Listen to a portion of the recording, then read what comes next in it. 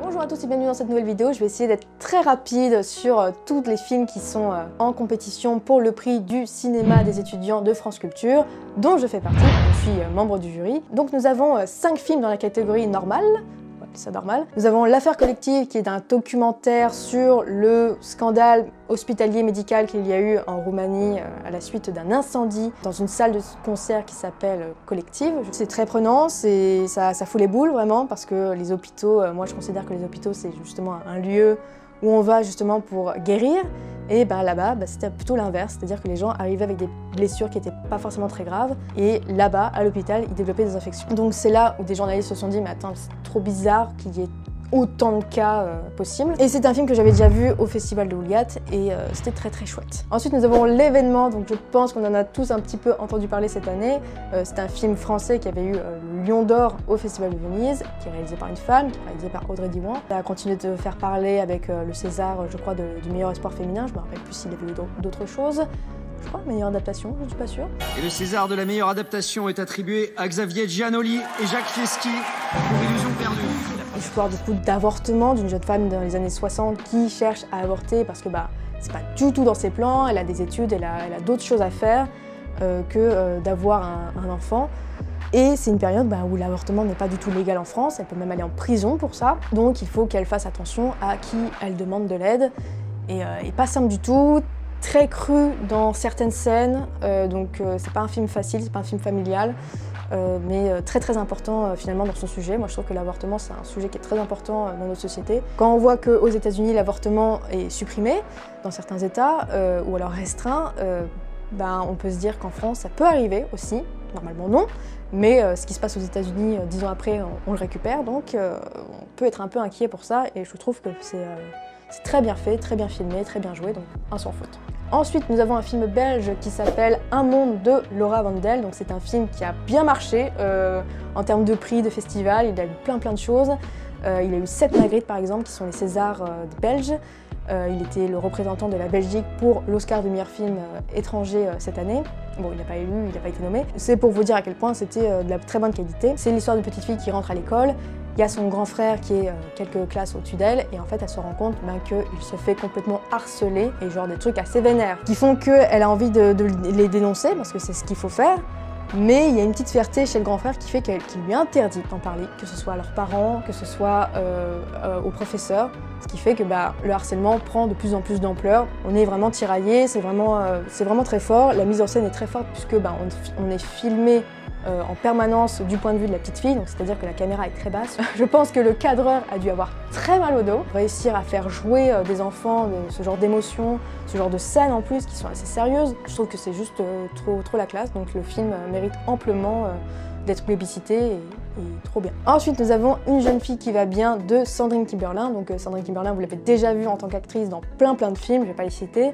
Mais c'est la première fois du coup qu'elle passe à la réalisation et je trouve que l'exercice est plutôt bien mené. C'est l'histoire du coup d'une jeune fille qui justement est un peu dans son monde, dans sa naïveté, parce que voilà, elle est encore jeune, elle est tout ça. Elle pense à son théâtre, elle pense à ses amours, elle pense un petit peu à sa famille quand même. C'est une personne qui est très naïve, qui est très joviale, qui est très sympathique au premier abord. Sauf que l'histoire se passe pendant la Seconde Guerre mondiale et cette jeune fille, malheureusement, elle est juive. Je dis malheureusement parce que dans le contexte, c'était compliqué à l'époque. Et en fait, la mise en scène est très intéressante parce que, justement, Sandrine Kiberlin n'aborde pas tout de suite que on est dans la Seconde Guerre mondiale. C'est un peu flou au début, et puis surtout, la fille, elle l'aborde très peu, finalement, dans le film. Et c'est ça qui est assez chouette dans la mise en scène, c'est que la petite fille est dans son monde, dans sa bulle, et elle se rend pas compte du contexte qui se passe autour d'elle.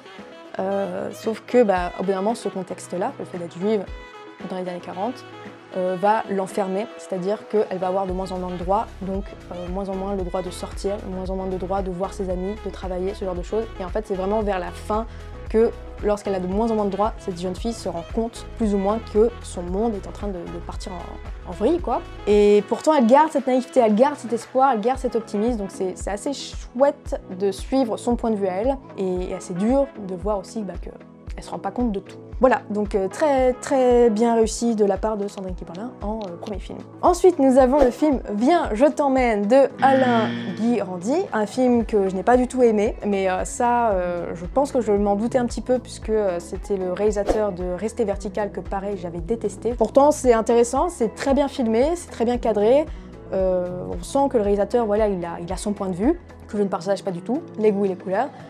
L'histoire du coup d'un homme qui tombe amoureux d'une prostituée à Clermont-Ferrand. Cette femme est déjà mariée, elle s'en fiche un petit peu. Mais lui il va essayer voilà, de faire en sorte qu'il y ait vraiment une histoire entre les deux. Et parallèlement à ça, nous avons du coup un attentat qui se produit à Clermont-Ferrand, c'est-à-dire qu'il y a plusieurs terroristes qui sont explosés. Donc il y a une espèce de paranoïa dans la ville auprès des habitants qui se disent il y a potentiellement peut-être d'autres terroristes, peut-être un réseau de djihadistes à Clermont-Ferrand, donc très grave. Et en plus de ça, pour ajouter évidemment, il y a un réfugié, quelqu'un qui a fugué, qui est arabe, qui squatte un petit peu l'immeuble dans lequel se trouve le héros. Donc c'est comme ça qu'ils sont amenés plus ou moins à se rencontrer. Voilà, j'ai pas aimé. Voilà, globalement, on va pas rester là-dessus, j'ai pas aimé. Ensuite, dans la catégorie des films acides, nous avons 2 documentaires qui sont très intéressant. Alors, nous avons Little Palestine de Abdallah Al-Khatib.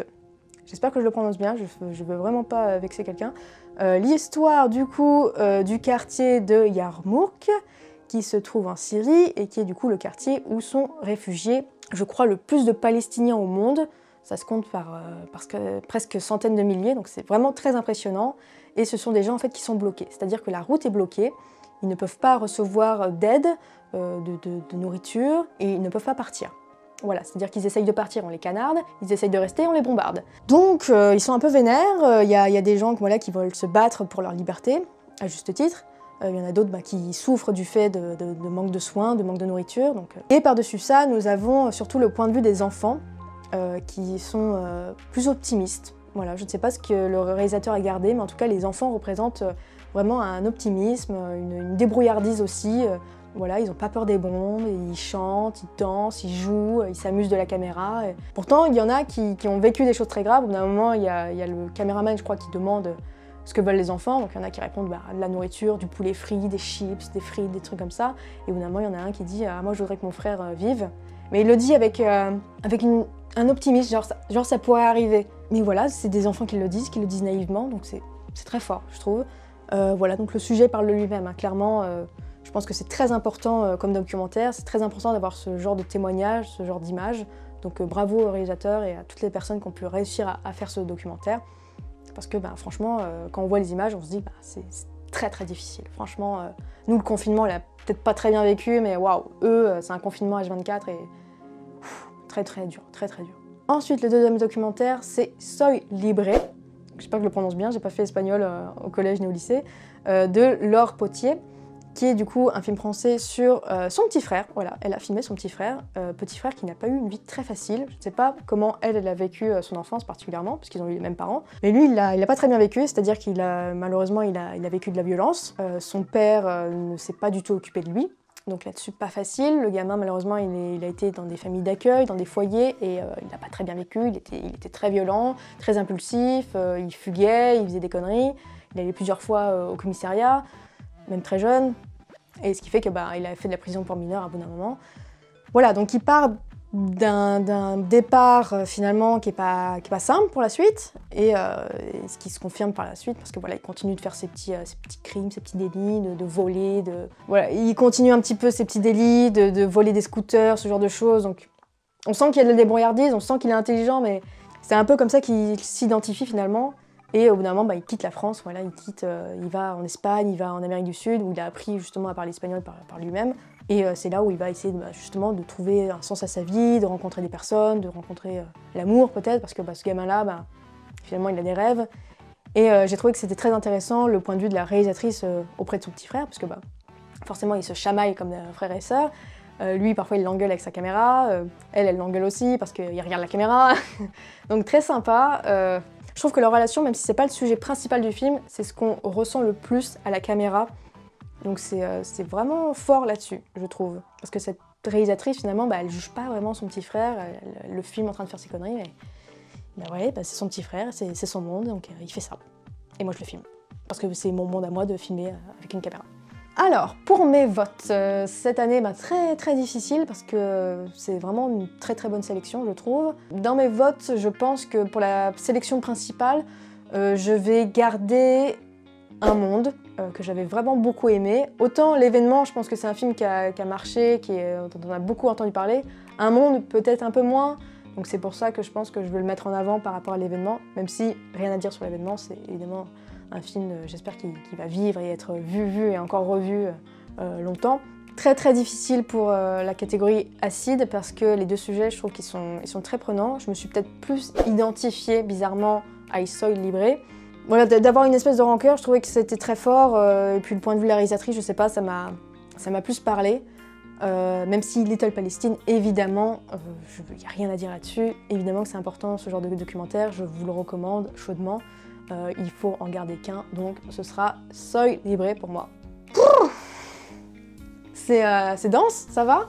Vous arrivez à suivre? Donc voilà, j'espère que cette vidéo vous a plu, j'espère que ça vous a fait découvrir des films, j'espère que ça vous a fait découvrir aussi le prix des étudiants de France Culture si vous ne le connaissiez pas. N'hésitez pas à en parler justement aux étudiants pour que l'an prochain ils puissent y postuler, parce que c'est plutôt chouette. En fait, on vous envoie des films, on vous envoie des liens, et après vous les regardez. Voilà. Et en général, la programmation est plutôt chouette, c'est des films dont on entend parler par la suite, qui sont nommés aux Oscars, nommés au César. Donc très chouette. Merci à tous d'avoir suivi cette vidéo, j'espère que ça vous a plu. N'hésitez pas à me dire dans les commentaires si vous étiez membre du jury, si vous aviez des films que vous préfériez par rapport à d'autres, si vous en avez vu par vous-même aussi. N'hésitez surtout pas. Et je vous dis à bientôt pour de prochaines vidéos. Salut!